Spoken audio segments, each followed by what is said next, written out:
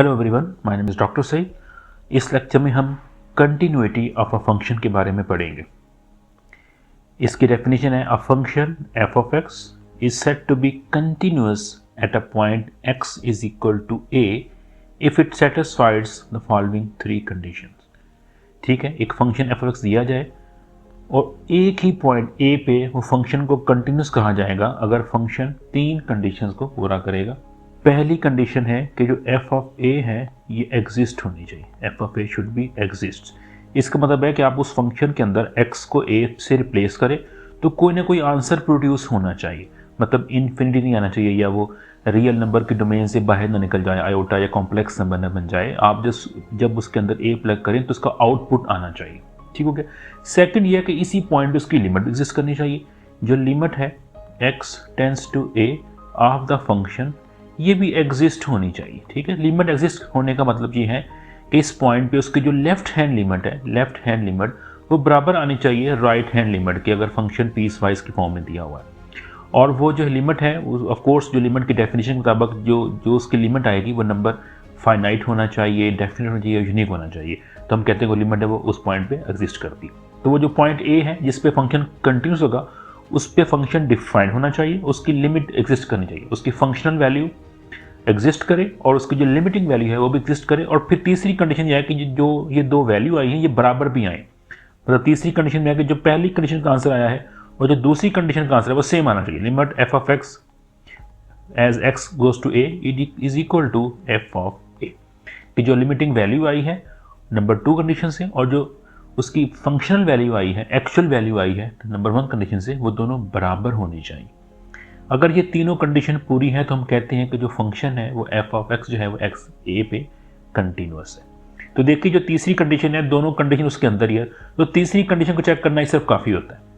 आप तीसरी condition check करेंगे, ऑफ कोर्स के लिए आप एफ ऑफ ए फाइंड करेंगे, उस लिमिटिंग फाइंड करेंगे, तो वो जब सेम आएगी तो हम कह देंगे कि फंक्शन कंटिन्यूस है। सेकंड, फर्स्ट और सेकंड जो है वो उसके अंदर ही कवर हो जाएंगी। ग्राफिकली इसका मतलब क्या बनता है? ग्राफिकली अगर फंक्शन किसी एक पॉइंट पे कंटिन्यूस है तो उसका मतलब बनता है कि उस पॉइंट पे जो फंक्शन है उसमें ब्रेक नहीं है। मतलब अगर मैं फंक्शन लूँ, सपोज करें कि मैं स्ट्रेट लाइन लेता हूँ, x इज इक्वल टू जो y is equal to x है। देखिए ये मेरे पास उसका ग्राफ है, y is equal to x. तो कोई पॉइंट a ले लीजिए, आप इसका कोई पॉइंट a लेंगे तो हर पॉइंट पे देखिए जब आप ग्राफ पे आएंगे तो वो पॉइंट पे फंक्शन में कोई ब्रेक नहीं है, कोई उसमें ब्रेक नहीं आ रहा, फंक्शन वहाँ पे कंटिन्यूअस है। मतलब उस पर ग्राफ में कोई आप बिल्कुल सीधी कलम उठाए बगैर उसे ड्रा कर रहे। ठीक हो गया। इसी तरह आप कोई और ग्राफ ले लीजिए, मैं अगर पैराबोला लूँ, ये पैराबोला है, ये y is equal to x square होता है, तो ये देखिए हर पॉइंट पे ये कंटिन्यूअस है। इससे जो y is equal to x जो लाइन थी जो ब्लू में ड्रॉ की है ये भी हर पॉइंट पे कंटिन्यूअस है। जो y is equal to x square है ये भी हर को भी पॉइंट आप लेंगे तो देखिए वहाँ पे आपके पास जो है ना वो फंक्शन वहाँ पे ब्रेक नहीं होगा। ठीक हो गया। अब एक और एग्जांपल लेते हैं, मैं एक और फंक्शन ले रहा हूँ, ये फंक्शन है और ये इधर से यूँ जाता है, ये y is equal to 1/x के लिए। तो देखिए जो फंक्शन है ये जो जीरो पॉइंट है ये उस पर कंटिन्यूस नहीं, क्योंकि जीरो पॉइंट पे आप ऊपर जाएं या नीचे जाएं ग्राफ उस पर है ही नहीं। ये जो ग्राफ होगा ये y एक्सिस के करीब जाएगा लेकिन कभी ये y एक्सिस को टच नहीं करेगा। इधर भी ये y एक्सिस के बिल्कुल साथ साथ रहेगा लेकिन टच नहीं करेगा। इसमें ये हर पॉइंट पे कंटिन्यूस है, लेकिन जब जीरो है यहाँ पे, जीरो पे ग्राफ देखिए वहाँ पे है ही नहीं। और यहाँ पे आप देख सकते हैं जब आप y एक्स को जीरो प्लग करेंगे तो उसकी जो पहली कंडीशन है कि F of A should be exist वही वायलेट हो रही है। ये फंक्शन जो है वो जीरो पे डिफाइंड नहीं है, तो ये फंक्शन जीरो पे कंटिन्यूस नहीं है। याद है कि सिर्फ ये जीरो पे कंटिन्यूस नहीं है, ये बाकी हर पॉइंट पे कंटिन्यूस है। यहाँ भी चेक करें ग्राफ है, यहाँ भी ग्राफ है, यहाँ भी ग्राफ में कोई ब्रेक नहीं है, सिर्फ जीरो पे जो ग्राफ है उसमें ब्रेक आ गया, तो ये फंक्शन जो वो जीरो पे कंटिन्यूस नहीं है। इस तरह पे एक और फंक्शन देखिए, ये tan x का फंक्शन है, आपने पढ़ा होगा tan x, ये इस तरह होता है और ये देखिए इसके बाद इसकी इस तरह की शेप्स आ जाती हैं, ऐसे इधर इधर भी ऐसे मूव कर देता है। तो देखिए यहाँ पे अगर आप देव करें तो ये जो पॉइंट इसके बिल्कुल ये जो पॉइंट होगा ना यहाँ पे ये ऐसे होगा। ये ग्राफ इतना क्लियर मैंने बना नहीं सका, ये बिल्कुल ऐसे सांस के मूव करेगा। ये जो पॉइंट है ये π/2 होता है। ये ग्राफ जो tan x का ग्राफ है ये π/2 पे कंटिन्यूस नहीं है। आप उसमें tan के अंदर π/2 प्लग करेंगे इसका आंसर नहीं आएगा, ये इन्फिनिटी होता है। ये बाकी हर पॉइंट ये इस पे नहीं, इससे आगे हर इसमें हर पाई रेडियन के बाद फिर यहाँ पे 3π/2 आएगा, वहाँ पर भी ये ब्रेक होगा, इसमें आगे फिर पाई ऐड कर लें तो हर इतने जो ये नंबर ऑफ पॉइंट्स हैं जो मैंने ड्रॉ कर दिए हैं, ऑड मल्टीपल ऑफ पाई जो हैं, ये सब पे ये इसके ब्रेक आएगा, बाकी पॉइंट्स पे है ये कंटिन्यूस होगा। तो इसका मतलब है कि फंक्शन जो होते हैं वो सम टाइम कंटिन्यूस होते हैं और सम टाइम वो किसी एक पॉइंट पे या ज़्यादा पॉइंट पे भी वो डिसकंटिन्यूस होते हैं। जो फंक्शन कंटिन्यूस ना हो उसे कहते हैं कि वो डिसकंटिन्यूस है। तो ये जो ग्राफ है y is equal to 1/x, ये 0 पर डिसकंटिन्यूस है। ये जो tan का ग्राफ है ये बहुत सारे पॉइंट जो हैं जिनको आप अगर लिखना चाहें तो y is equal to 2n+1 time π/2, ये इन तमाम पॉइंट्स पे डिसकंटिन्यूस है। ये जो ऊपर मैंने कंडीशन लिखी है इनमें अगर एक भी कंडीशन पूरी नहीं होगी तो फंक्शन जो होगा वो डिसकंटिन्यूस बन जाएगा। कंटिन्यूटी के लिए तीनों की तीनों कंडीशंस का पूरा होना ज़रूरी है। ठीक हो गया। अब देखिए कुछ क्वेश्चन दिए हुए हैं, मैं उसको सॉल्व करता हूँ। एक्सरसाइज वही मेरे पास 3.1 है और ये क्वेश्चन नंबर है इसका 9। Discuss the continuity of each of the following functions at the indicated point. हमें जो फंक्शन दिया गया है, लीजिए ये पहला क्वेश्चन, इसका 9th क्वेश्चन है। देखिए यहाँ पे फंक्शन दिया गया है पीस वाइज के फॉर्म में। उसका जो पहला उसका पीस है x² - 16/x-4 है और यहाँ लिखा होगा x is not equal to 4 और 0 दिया गया जब x इज इक्वल टू 4 होगा। ऑफकोर्स जो फंक्शन दिया है पहले वाला, जब आप 4 यहाँ प्लग करेंगे तो ये फंक्शन वहाँ पर डिफाइन नहीं होगा, तो ये नॉट 4 के लिए। तो इसकी जो ये जो नॉट 4 वाली है ना, ये दरअसल लिमिटिंग, ये वो फंक्शन का हिस्सा जब हम लिमिट अप्लाई करेंगे तो ये उस वक्त हम उसका ये पोर्शन इस्तेमाल करेंगे।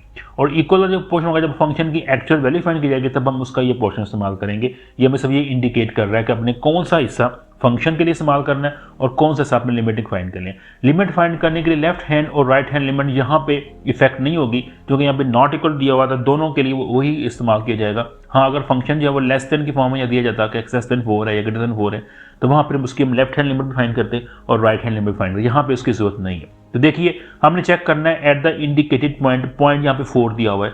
हम ये देख सकते हैं कि 4 पे ये फंक्शन जो है वो कंटिन्यूस है या के नहीं है। तो फिर हम चेकते हैं actual value. Actual value of f of x at x is equal to 4। तो क्या हम करना चाह रहे हैं, हम f ऑफ 4 फाइंड करना चाह रहे हैं। अब ये कैसे फाइंड करेंगे, क्या यहाँ 4 प्लग करेंगे? नहीं, देखो यहाँ पे उसने कह दिया कि x 4 के बराबर नहीं है। ये जो हिस्सा है ये x की हर वैल्यू के लिए ट्रू है लेकिन ये 4 के लिए इसको आप यूज़ नहीं कर सकते, तो हम इसमें ये यूज़ नहीं करेंगे। तो ये दूसरा हिस्सा है इसमें सिर्फ एक नंबर दिया हुआ है और वो सब एक पॉइंट के लिए, कि ये जो आंसर सिर्फ उस वक्त दिया जाएगा जब x इज इक्वल टू 4 होगा। तो देखिए हमारे पास वो 4 ही लिया हुआ है, इसका मतलब इसका जो आंसर आएगा वो 4 हो जाएगा, इसका जो आंसर है वो 0 बन जाएगा और ये हमारे पास नंबर 1 बन गया।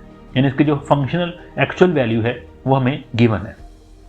अब फाइंड करेंगे लिमिटिंग वैल्यू।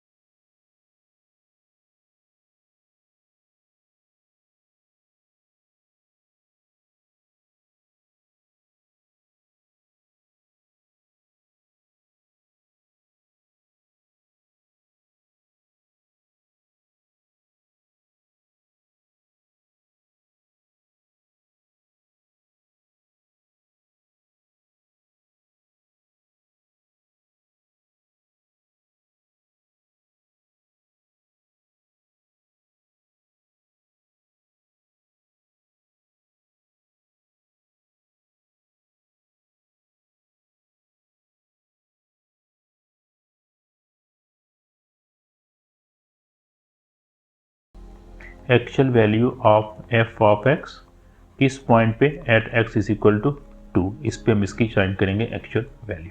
तो क्या करेंगे, हम एफ ऑफ 2 फाइंड करेंगे। अब एफ ऑफ 2 के लिए हमें क्या करना पड़ेगा, हमें कौन सा फंक्शन लेना पड़ेगा। देखिए हम वो फंक्शन लेंगे जहाँ पे जो x है वो 2 के एग्जैक्टली इक्वल है। और देखें पहले वाली ऑप्शन यहाँ पे देखो साथ इक्वलिटी साइन दी हुई, यहाँ पर भी 2 है लेकिन ये 2 से इक्वल नहीं है, x उससे बड़ा है। हमें वो पोर्शन लेना जहाँ पे x 2 के बराबर आ जाए। बराबर यहाँ पे हम उसका इट मीन ये वाला फंक्शन लेंगे, तो हम जो x लेंगे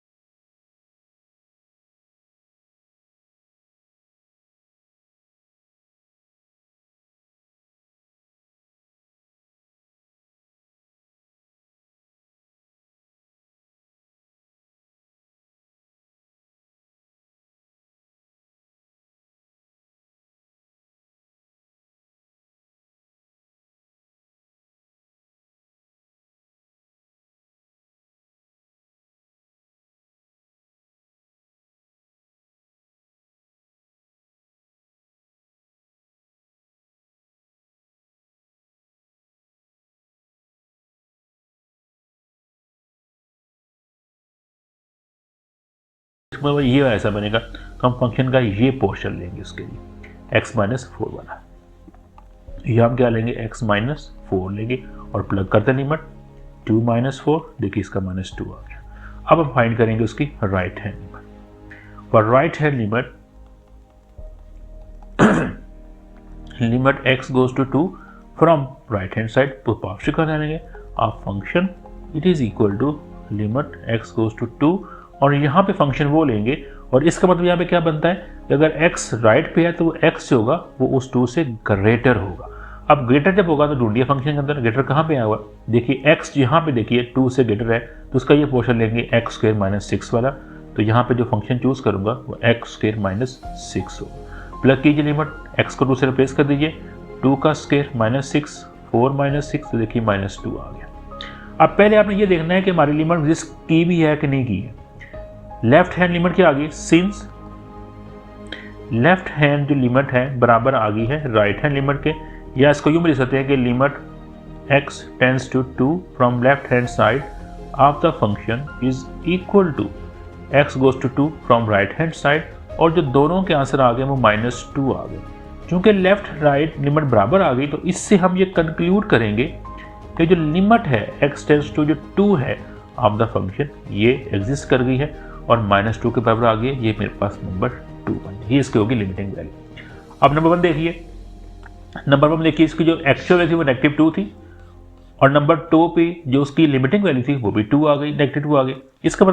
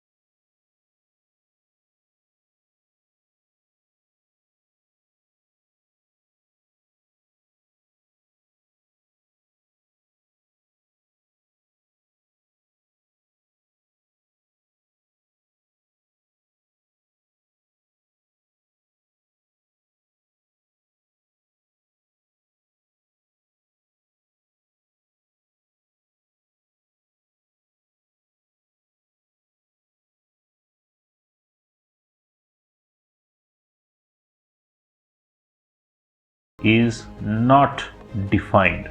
हमारे पास जो फंक्शन मौजूदा हालत में है उसमें एफ ऑफ थ्री जो है वो डिफाइंड नहीं है, उसकी वैल्यू हम डिटरमिन नहीं कर सकते, नॉट डिफाइंड। इसकी लिमिटिंग वैल्यू चेक कीजिए, limit x tends to 3 of the function, ये बनेगी लिमिट x टेंस टू 3 और क्या फंक्शन में बस दिया हुआ है एक्स स्क्वायर माइनस 9 ओवर में x माइनस 3 है। देखिए यहाँ पर भी लिमिट आप अलग नहीं कर सकते बिकॉज जीरो जीरो फॉर्म बन रही है, तो यहाँ आपको थोड़ा बहुत सिंप्लीफाई करना पड़ेगा। ऊपर आप जो है वो लगाइए फार्मूला ए स्क्वायर माइनस बी स्क्वायर वाला, तो ये x minus 3 into x plus 3 बन जाएगा, नीचे क्या आएगा x माइनस 3 बन जाएगा। और देखिए यहाँ पे क्या होगा, यहाँ पे एक फैक्टर कट जाएगा, ये से कट गया फैक्टर, और जो रिमेनिंग बच गया मेरे पास वो कितना आ गया, limit x tends to 3, remaining आ गया x प्लस 3 के। और देखिए प्लग कीजिए लिमिट, तो 3 प्लस 3 बनेगा, देखिए ये 6 बन गया। तो इसकी जो लिमिटिंग वैल्यू वो 6 है और एक्चुअली डिफाइंड ही नहीं है। इसका मतलब हुआ कि इस वक्त जो फंक्शन दिया गया है वो कंटिन्यूस नहीं है 3 पे। लेकिन हमारा क्वेश्चन ये नहीं था कि आप चेक करें कंटिन्यूस, क्वेश्चन ये था कि एफ ऑफ 3 को ऐसे डिफाइन करें कि फंक्शन इस पॉइंट पे कंटिन्यूस हो जाए। तो फंक्शन इस पॉइंट पे कंटिन्यूस तब होगा जब उसकी लिमिटिंग वैल्यू और उसकी एक्चुअल वैल्यू सेम आएगी। उसकी लिमिटिंग वैल्यू 6 है तो एक्चुअल वैल्यू 6 उसकी होनी चाहिए, तब जाकर फंक्शन जो है वो कंटिन्यूस होगा। तब क्या करेंगे, now we redefine the function as f of x is equal to, हम कहेंगे ये फंक्शन की value x square minus 9 over में x माइनस 3 होगी। कब, जब x नॉट इक्वल टू 3 होगा, लिमिटिंग वैल्यू, और इसकी वैल्यू 6 कर दी जाए ताकि वो उसके बराबर आ जाए। इस चीज़ को देखते हुए जब x क्या होगा, if x is equal to 3, तो फिर जाकर ये फंक्शन होगा। अब देखिए जो फंक्शन बनेगा ये फंक्शन अब डिफाइन, ये 3 पर डिफाइन भी है और ये फंक्शन अब जो है वो कंटिन्यूस भी है। फिर चेक कर सकते हैं उसकी actual value, actual value check कीजिए, actual value at x is equal to 3। अब ये गिवन है कि जो f ऑफ 3 है इज इक्वल टू 6 है, ये बात हमें इंफॉर्मेशन दी गई है। और उसकी चेक कीजिए limiting value, limiting value of f of x at x is equal to 3, जो उसकी लिमिटिंग वैल्यू है वो फाइंड करने के लिए आपको प्लग करने पड़ेगी। लिमिट प्लग करने मैं फाइंड कर चुका हूँ, आप दोबारा भी शो कर सकते हैं, मैंने ऊपर मैंने दिया हुआ एक दफ़ा, जगह आप उसी को रेफर कर दें कि limit value of f of x जो बन रही है, लिमिट एक्स टेंस टू 3, ये जो है ये एक्स स्क्वायर माइनस 9 ओवर में एक्स माइनस 3 बनेगा। ये लिमिट एक्स टेंस टू 3, ऊपर आप एक्स माइनस 3 कर दें, एक्स प्लस 3 कर दें, ओवर में एक्स माइनस 3 बनेगा, ये से कट जाएगा फैक्टर, बाकी प्लग करेंगे लिमिट तो 3 प्लस 3 6 बन जाएगा। और फिर देख करें सिंस उसकी जो limiting value x tends to 3 of the function f of x बराबर आ गई है f ऑफ 3 के, और दोनों 6 आ गए हैं। इट मीन कि अब जो f ऑफ x है is continuous at x is equal to 3। हमने उसको रीडिफाइन भी कर दिया और रीडिफाइन करने के बाद हमने उसको जो है वो दोबारा से कंटिन्यूस प्रूव भी कर दिया। बेशक आप इसको g ऑफ x कह सकते हैं, इसको आप g ऑफ x कह दें, आप उसको दोबारा f ऑफ x ना कहें, आप इसको g ऑफ x कह दें, और इसका आप यहाँ फिर जहाँ जहाँ लिखा है f वहाँ g ऑफ कह दें। यहाँ आप इसको g ऑफ x भी कह सकते हैं कि g of x by f के, और यहाँ पे आप g ऑफ x लिख दीजिए, यहाँ पे आप g ऑफ x लिख दीजिए, या आप उसका नाम चेंज कर दें या आप वही रहने दें, डजंट मैटर। मतलब है कि हमने उसको रीडिफाइन इस तरह किया कि ये फंक्शन जो पहले कंटिन्यूस नहीं था अब जाकर वो कंटिन्यूस। तो आपने पहले प्रूफ करना है कि फंक्शन उस पॉइंट पे कंटिन्यूस नहीं है, फिर रीडिफाइन करना है और फिर प्रूफ करना है कि अब फंक्शन जो है वो उस पॉइंट पे कंटिन्यूस है। क्वेश्चन 12 देखिए, हमें a की वैल्यू फाइंड करनी है। फंक्शन दिया गया एक्स स्क्वायर माइनस 1 जब x 2 से लेस होगा और 2ax है जब x 2 से ग्रेटर होगा या फिर वो बराबर होगा, और हमें कहा गया कि फंक्शन जो है वो कंटिन्यूस है